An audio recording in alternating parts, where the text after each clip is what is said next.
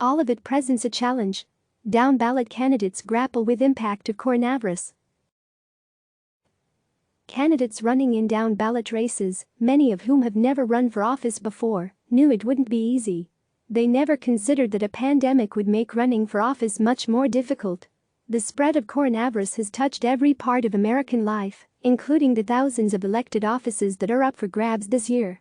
President Donald Trump, former Vice President Joe Biden and Vermont Senator Bernie Sanders, the top three presidential candidates, have all reshaped their campaigns in the face of the outbreak, but the effects may be even more acute on those candidates vying for the nation's smaller offices, many of whom are running in races where in-person voter outreach is more impactful and don't have the money or experience that larger campaigns enjoy.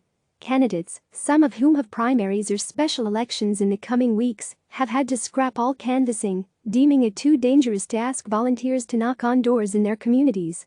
Others have had to cancel fundraisers and send workers home, as Democratic groups and parties are now forced to rethink how plans that had been in the works for months are now useless.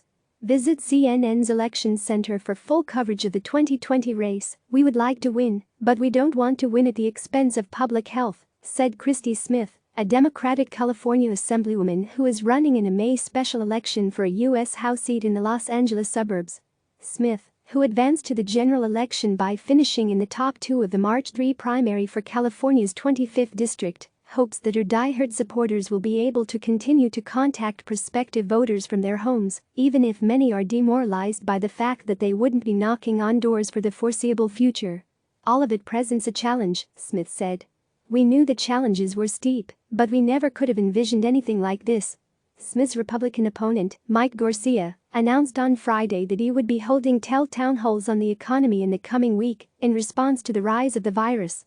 "Like everyone else across America, we are following the guidelines set forth by the CDC, but with an election only 60 days away, voters need to know where their candidates stand on the issues," Garcia said in a statement.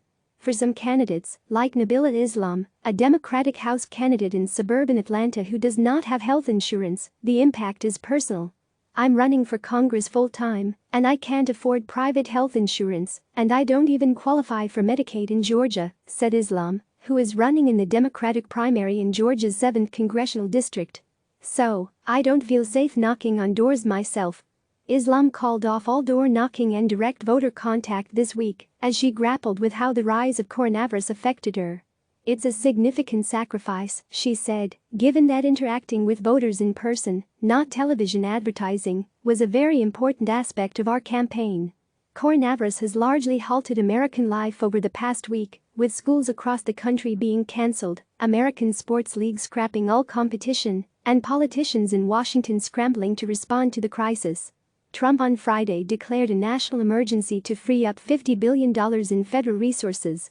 Despite the crisis, voting has not stopped, but some primaries and caucuses scheduled across the country have been moved. Louisiana Governor John Bel Edwards signed an executive order delaying his state's primary, originally scheduled for April 4, until June. And Wyoming Democratic Party Chair Joe Barbuto announced Friday that the in-person portion of their state's caucuses were suspended due to growing concern over coronavirus. State parties, too, have remade their plans for upcoming local races. The Democratic Party of Wisconsin, for instance, is working on a state Supreme Court race in early April. "The pandemic transforms how we fight," Party Chair Ben Weichler said.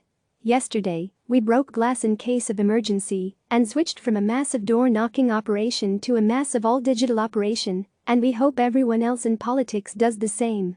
This uncertainty has created a scenario where candidates like Smith and Islam must keep pushing their candidacies in an environment where voters are more focused on their personal well-being than their upcoming election.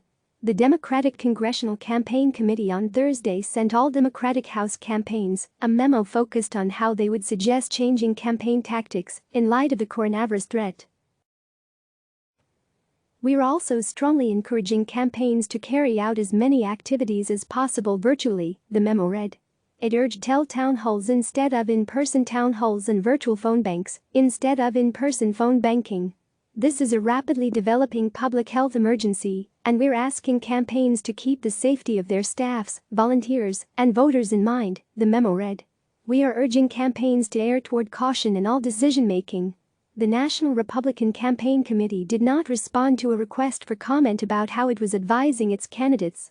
With in-person voter outreach largely out of the question for now, some Democrats believe it could increase the importance of paid media, especially digital and television advertising. From a mass communication standpoint, if people are home, they are very reachable. So you are going to have an audience, you just have to really think about how you do that, said a senior Democrat involved in House races. I think it is as much an opportunity as a holdback. Organizations like the National Democratic Training Committee, a group that aims to train Democratic candidates the mechanics of running for office, have tried to quickly respond to the shifting landscape. Kelly Dietrich, the National Democratic Training Committee's founder, was in touch with state parties and down-ballot campaigns this week, highlighting that the group not only had online trainings on how campaigns can use texting, digital advertising and social media, but that it had also updated some of its courses in response to the coronavirus. We are recommending campaigns switch to a more digital-focused and virtual-focused strategy, Dietrich said. This is new ground for a lot of these campaigns that don't necessarily have the experience or infrastructure, and sometimes the budget to do that. Dietrich said the impact of the coronavirus will force candidates to be creative, possibly by holding virtual fundraisers, organize over social media, or work almost exclusively on programs like Slack. He added that it could also help candidates put a focus on healthcare policy. You've got to be creative because election day is not changing, Dietrich said.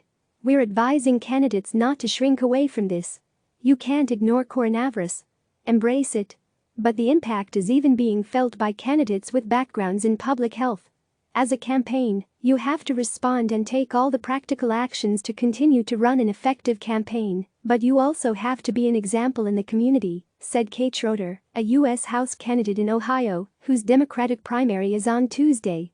Schroeder is a public health expert. She has served as the vice president of the Clinton Health Access Initiative and has been a member of the Cincinnati Board of Health since 2016. But even she is grappling with the effects the coronavirus pandemic has had on her family, her campaign, and her ability to physically interact with voters. The biggest challenge is the uncertainty, she said, noting that some voting sites in her district have moved in the last few days.